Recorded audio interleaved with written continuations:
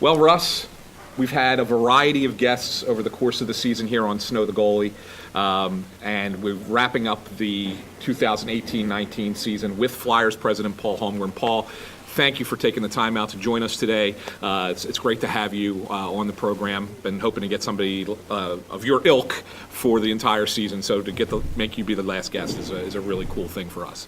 I guess we just want to start off. This season's been a little bit of a whirlwind for the Flyers organization.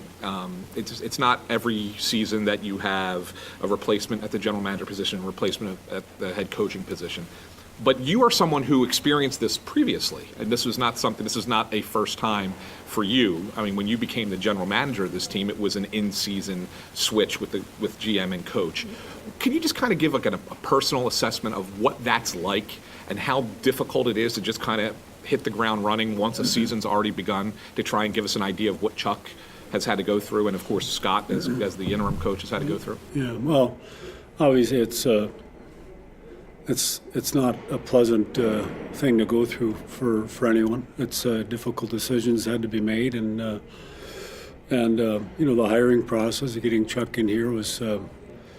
I didn't know how long it was going to take. We did a fairly quick search and fairly quick interview process with 4 other gentlemen, and settled not settled on Chuck, but believe we got the guy we wanted to move our team forward. And it happened a little bit quicker than I think we all maybe thought it would. But as it turned out, I think it was good that we got it done that quickly, because we had some things that were in place. We believe we got a good nucleus of young players, and we have a good, a pretty good nucleus of core players that are still right in the right age bracket for us to move forward and be a highly competitive team. And the way the season went, once Scott took over, I thought it was a little bit slow, the turnaround, but then we kind of caught up to things. Scott came in at a time when there was very little opportunity to practice. You're a new coach, or quite frankly, not even a new coach. If you're any coach, if you don't have time to practice when your team is going through struggles, it's going to be difficult to get back in. The league is just too hard. And I think Scott did a good job of straightening things out after somewhat of a slow start once the change was made there, and we got a little practice time in. He was able to initiate some subtle changes to how he wanted us to play and the style we were playing, particularly in the neutral zone. And we started to get ourselves back into the thick of things and sort of get to the point where we were playing some, significant, meaningful games in March, which is, I think, important. Obviously, to fall short is disappointing to everyone, from top of the organization on down, right through all the players and the trainers. Like, nobody likes this. It stinks. And, the opportunity now to move forward and be in a better position at this time next year is what's on everybody's mind. And we realize we have work to do.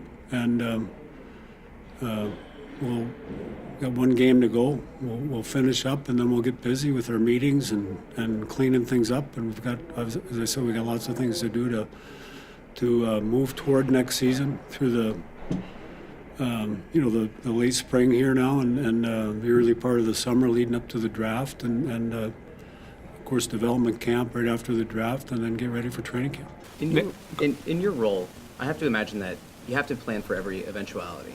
So when you go through something like a GM change and a coaching change, just to pull back the curtain a little bit for the people who listen and watch the show, is it something where you're constantly updating in your own mind of, if this guy were to come available, or if we hit the skids for a while, or if we had a sustained period of underperformance, that you have a few names in mind, just in the back of your head, not that you're actively looking to replace the people that are in positions, such as general manager and coach, but do you have a list that you just kind of maintain, in the eventuality that something might have to happen? I wouldn't call it a list. I think, at any point in time, I can go back to when I was GM and going through the coaching change, per se. It's certainly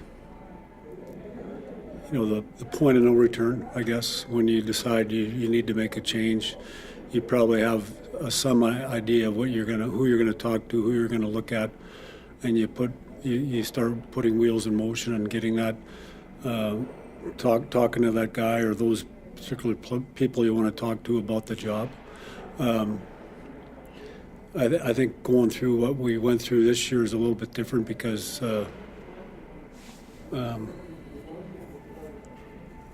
making a change at the GM level is a little more intricate, I guess, for lack of a better word. And we had some high-level talks in the organization about where we are, where we want to be, and how we're going to get there, and believe that a change needed to be made. And then once that decision was made internally, start looking at possible candidates that are either not working for teams or what they're doing. And the guys we did talk to, including Chuck, 3 of those guys were working for other teams in the league, and one of those gentlemen was not. So kind of went through the process, and as I said earlier, we settled on Chuck fairly quickly, and happy that it worked out that way. I want to take you back. I know that the end results of these 2 seasons are going to be completely different, but when you took over as GM, it was that horrible 2007 season. Flyers had the worst record in the league. This team's not as bad off, but do you see similarities? Because you were able to turn that team around pretty quickly to get to the Eastern Conference Final the following year. Do you see similarities in how this team is currently constructed and can get, with a couple of pieces, maybe get to that level? I think there's a lot of similarities. I look back to 06, 07, we had a lot of good young players. I mean, Carter and Richards and Umberger. Alex Picard was on defense. I mean, we had a lot of pieces that were in place that were going to get better. So, at the same time, we knew we had cap space. We knew there were some guys that were going to be available in the free agent market. So there are similarities. Probably the biggest one is we believe we have a lot of good young players, and right now on our roster that have played significant portions of Provorov, for example, the last 2 years plus this year. And Sanheim now has got a little bit last year and most of this year under his belt. Phil Myers here recently has played a number of games where at least he's got a taste of it. The ability to get under terrible circumstances in the goaltender. I don't think any of us thought Carter Hart would be playing games this year, but it just we literally ran out of goalies. we had no other way to go, and to his credit, he came in and did a pretty nice job, right? So we believe we have a guy that I don't want to say goalie. I guess I'm saying goalie of the future. Who knows what's going to happen next year? Is his progress going to be slowed a little bit? I think he's. We've seen a taste of what he has anyway, and obviously like his future with the Flyers. So up front, Lindblom's had a nice year really. Can continue to get better. Nolan can continue to get better. Travis Konechny can continue to get better, and then Claude and Jake and Couturier are the elder statesmen on our team, if you will, and I still believe they're right in the prime of their careers. They're not on the downward slide at all. So there's a lot of things that we're excited about internally, and I think we can build on that. One of the things that Russ asked when we had Bob Clark on the show, he asked him a little bit about restricted free agency and why in the past, or really up until this point, it's not something that teams in the NHL have really pursued. You're one of the few guys who's... You mean an offer sheet? Yeah, offer sheets, yeah. So you're one of the few guys who's actually gotten someone to sign an offer sheet in the last 30 years. How many was it? I mean, it was I think 13 and 30. 13 and 30 years or whatever it is. Are we at a point now? Bob said that he thought that we might be at a point now where you're going to start seeing it happen a little bit more frequently. Do you think that that's the case? And if so, or if not, why hasn't it really come to happen in the NHL to this point? Well, I don't know. You know, number one, it's in the rules. So could it happen? Sure, Yeah. it's in the rules. Yeah. I don't know that it will. I haven't really talked to Chuck about our organization looking at that for this summer or any summer moving forward. It's just something we haven't talked about. So I don't know what he's thinking about. I think you know it's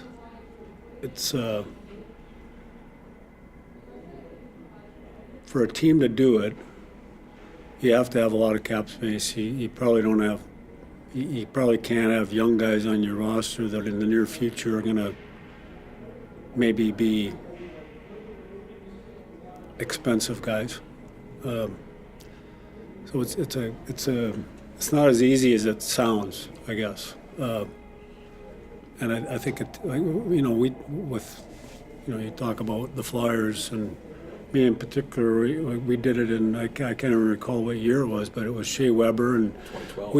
we took a huge risk, and you know, I think it was worth it, taking the risk. Unfortunately, it didn't work out. Nashville matched the offer, but you know, that's a big cap number that you know, who knows where we'd be right now if we had him. I mean, Nashville matched that offer, and they've since traded him to Montreal. So I don't know.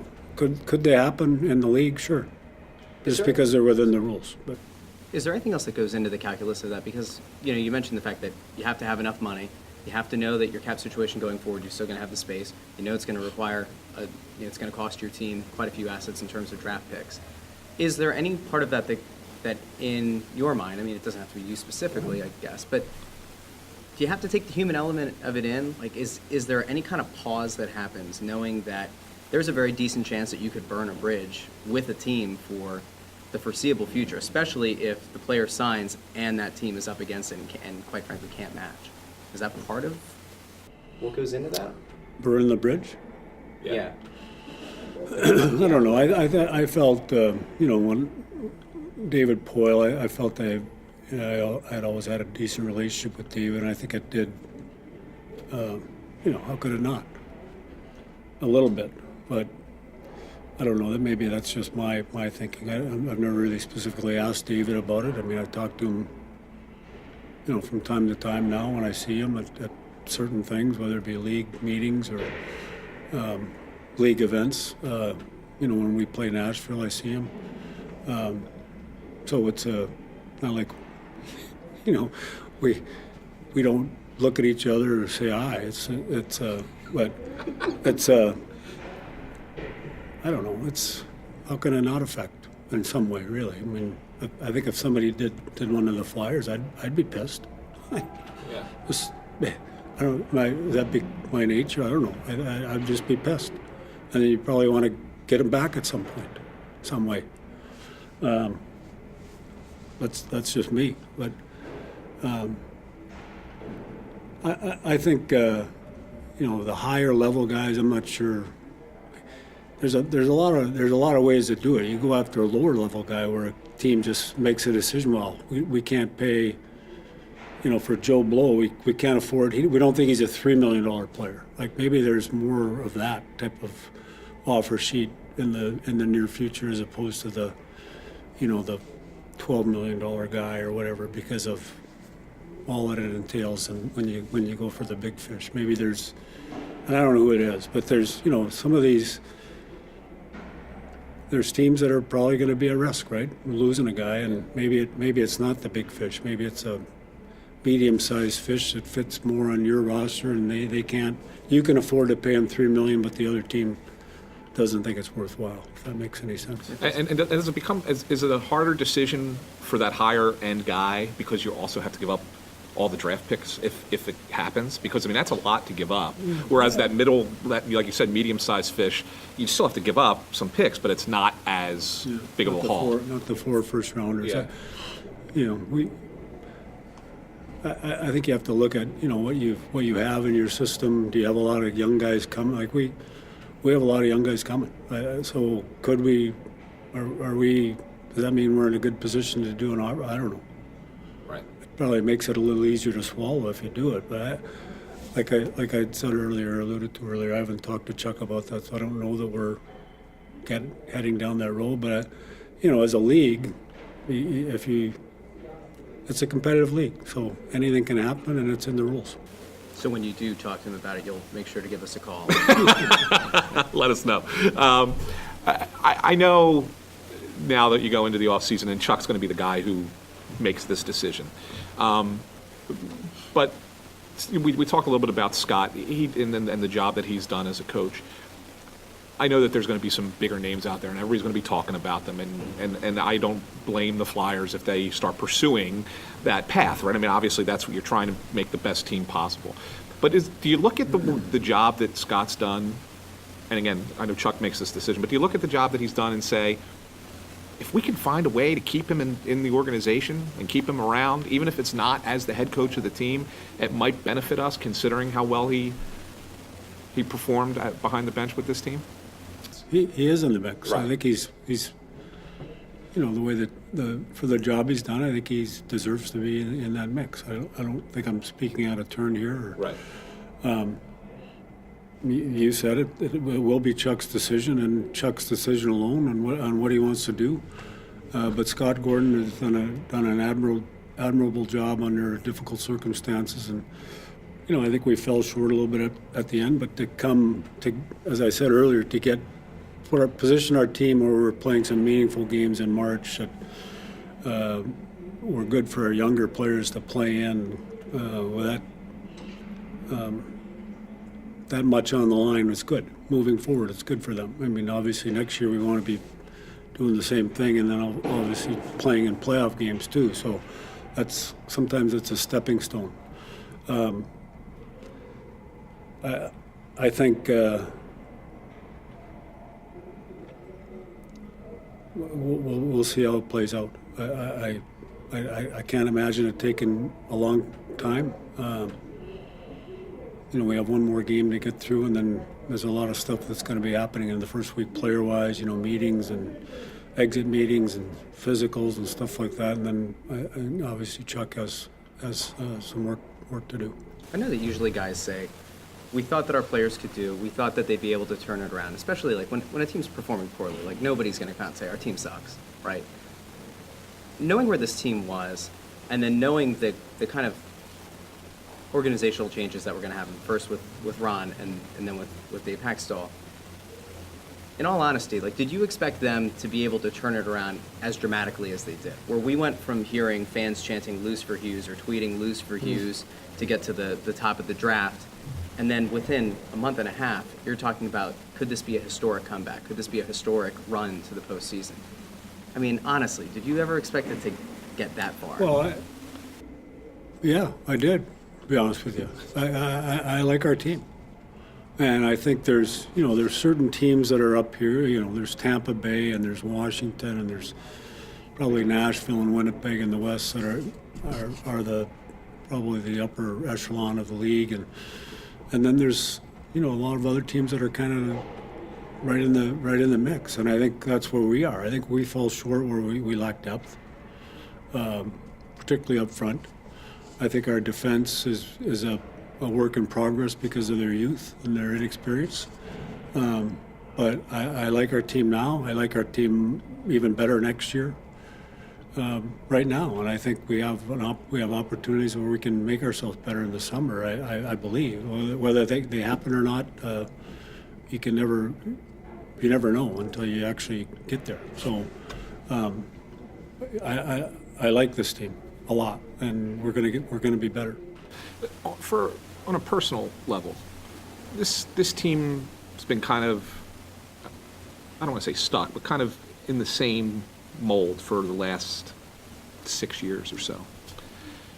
When you sit there and look at it now, as originally as the general manager, now as the president, do you think that there's anything that you could have done differently, or anything that in your role, in your job, and your responsibilities that could be done, other than the changes that were made obviously this year, that could have expedited this a little bit quicker? Because this is a sustained period of, I don't want to, mediocrity is probably a bad word, but I mean that's probably about where it's at, right? We're in the business to win, and we Right. we haven't won. So I mean, I don't look at it that way, really, Anthony. It's just you try to do what you can do to put your team in the best position to win, and we haven't done that in the last 7 years. I think the last time we had any kind of a significant playoff run was 2012, where we played into the second round, and we didn't have a very good showing in doing that. I think we lost in 5 games. So obviously that's nothing to hang your hat on. We want to win the Stanley Cup, and it's pretty hard to do that when you're not even in the Stanley Cup playoffs. So we have a lot of work to do this summer, and I expect us to be active in a lot of ways to try to get better. But in saying that, I still like our team. I like a lot of things on our team. I think we lack in certain areas, but we have strengths in a lot of areas as well. I know you're a competitive guy, and I know this, and I told Russ this story before you came in here. There was a time, a few summers back, I'm playing in a softball game in South Jersey, and you rolled up with your beach chair, sat right behind home plate with the scorebook because your daughter was playing on the other team, and you chirped me every time I came up to bat, and it really unnerved me. So I know that you have that competitive drive, right? Thank you for that. That's a good thing. He needs to hear more. How does the fire still burn for you? Do you see this as something that you want to see to fruition before you wander off into the sunset? Absolutely. Yeah. I want Chuck to succeed. I want Scott Gordon to succeed, or whoever the coach is moving forward. Yeah, I love the Flyers. It's in my blood. So I want the Flyers to win as much or more than anyone. Can it get done while you're here? Yeah. Yeah, you think so? I mean, I'm only 40 years old. Why are you laughing? well, because that's relatively I mean, you're the young guy, He's being right? honest. Yeah. I was just curious. Like, I didn't know what your plans were moving forward. So that's why I thought I'd ask. I'm excited to be here talking to you guys. Let's get it back to the Flyers, shall we? So when you talk about the future of the team, names that have been popping up a lot recently among the fan base are like Joel Farabee, Morgan Frost, and they both seem like guys who still need to add some weight. Like I'm not convinced that next year, if they were to enter the NHL at their current stature, that they wouldn't get pushed around. Knowing that kind of another young nucleus of sorts is on its way, mixing in what you have here with veteran leaders and, of course, with the guys who are in their second, third year continuing to develop. Is this a thing where you sit back and say, maybe this should be another 2 or so years until we're a legitimate contender? Or is it something where you say, between RFAs and between unrestricted free agents, we're 1 or 2 pieces away from really blowing the top off this thing? Does it, like, which way? Well, I'm certainly not looking like 2 or 3 years. Like, we want to get better. We want to make significant strides next year. We believe we can do that in some respects with our current roster. By playing better, I think whether it's Scott Gordon or whoever the new coach is going to be, he's going to have a training camp under his belt with this group. The players the young players are going to have another summer to get stronger and get better.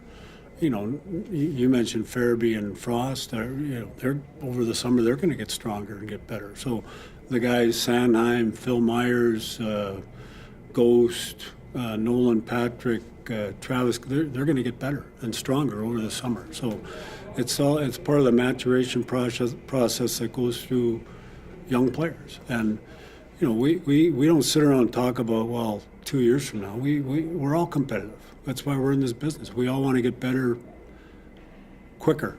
And can we win the Stanley Cup next year? Why not? Why not?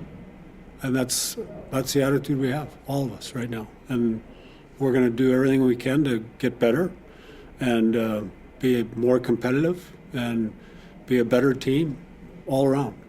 And that's the task that we've put on each other around here, and that's what we're trying to do. When you talk about being competitive, is there anything about the success of the other teams in the city? I mean, the Eagles won a Super Bowl. The Sixers look like they're a legitimate title contender in the NBA. The Phillies, of course, won in '08, but they went out and signed the biggest free agent they could have this summer. Is there a little bit of you that kind of wants to get in the mix with this, where it feels like that kind of splash move? It used to feel like that. Yeah, I don't. You know what? I've been around here a long time. I've never felt like that. I think it's better. I mean, I was a player in the early '80s when all four teams were, in the championship. So I think it's great as an athlete when all four teams. Why can't that happen all the time? Like I root for all the other teams in our town. I think it's great the Phillies signed Bryce Harper. I think it's great the Eagles are good. I love the fact that the Sixers are good. Like we want to. Do we want to be up there? Yeah, but it's not because of how they're not because of them. We're trying to get there because we want to be kings of the NHL, not kings of the city. The city is the city. We're athletes in this city, and we want to do well for our fans. I wanted to go. We want to do a couple of fun things. We ask people. We've asked every other guest to think back over their time in hockey. I know you've got a 43-year career, 38, I think, with the Flyers, if I'm correct, maybe 37. My math might be off. One of the questions that we've asked everybody is, and it could be a minor league building. What was one of your favorite buildings to go to be in for a hockey game, whether it was as a player or as a coach or even as a general manager? Probably Chicago Stadium. Yeah.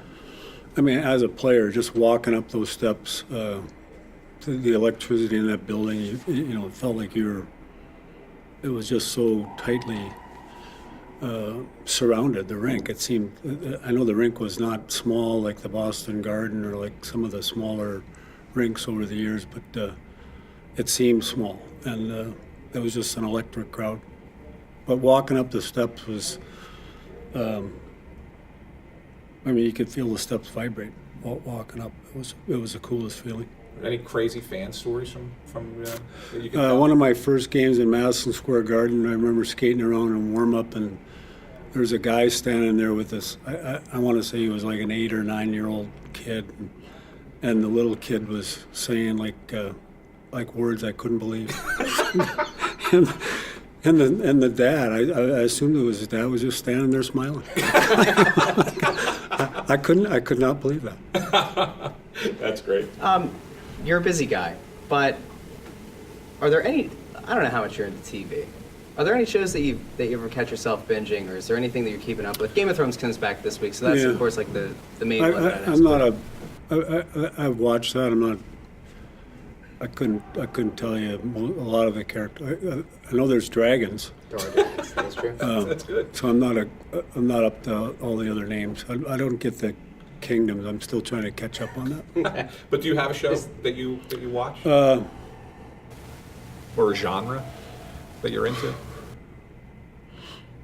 trying to think of. I watch a lot of those things on. I binge, like Dexter. I binged on that. I remember one summer.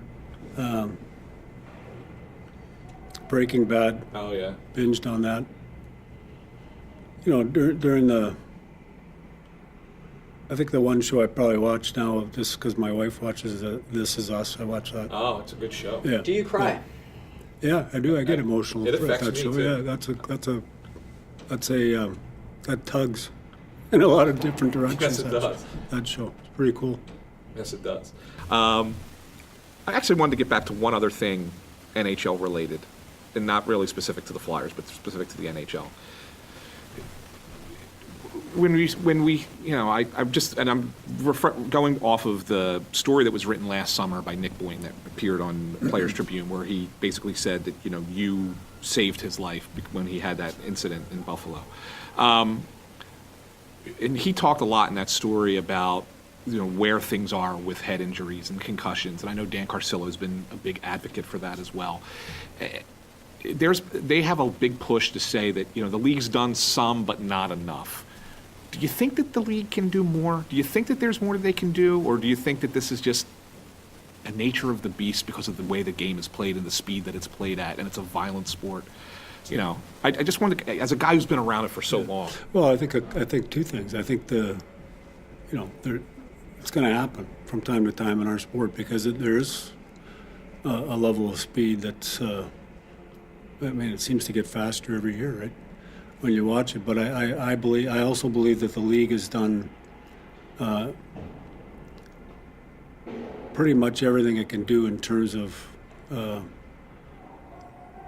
diagnosis and first of all, prevention and diagnosis and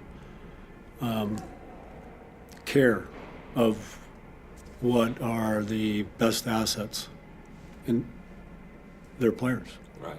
So, do we know everything? No, but I don't think science has caught up yet on the knowledge. When I played, and I joke around about this, the test used to be like how many fingers, and if you were close, they said, "Okay, go ahead, you can play."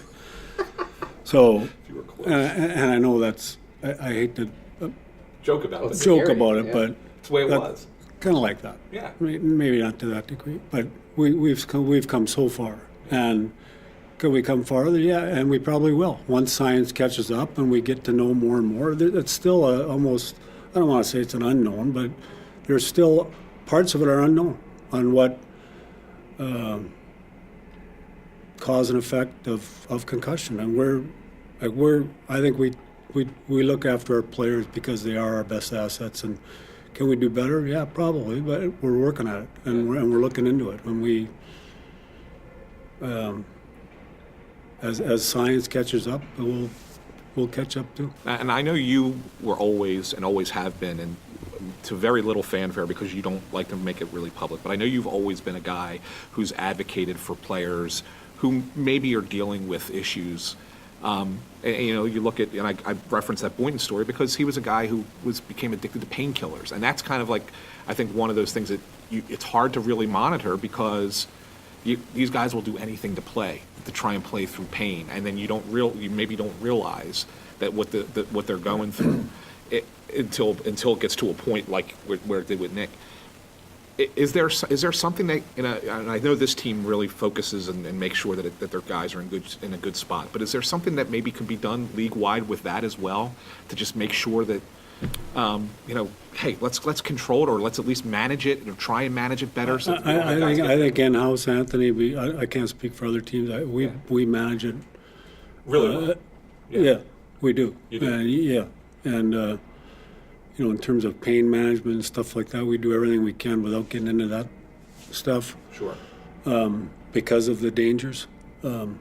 Obviously, there's going to be times when you have to go down that road, and that part is heavily monitored by Jim McCross and our training staff as well as our doctors. So, does that mean things are going to slip through aren't going to slip through the cracks? No, things sometimes slip through the cracks, but in-house, we manage those things as good or better than anyone. And when they do slip through the cracks, it's always been your mantra to support at that point, correct? As opposed to just say, "Oh, let's let this go." Right? Absolutely. Yeah. Yes. So I have one other hockey question for you.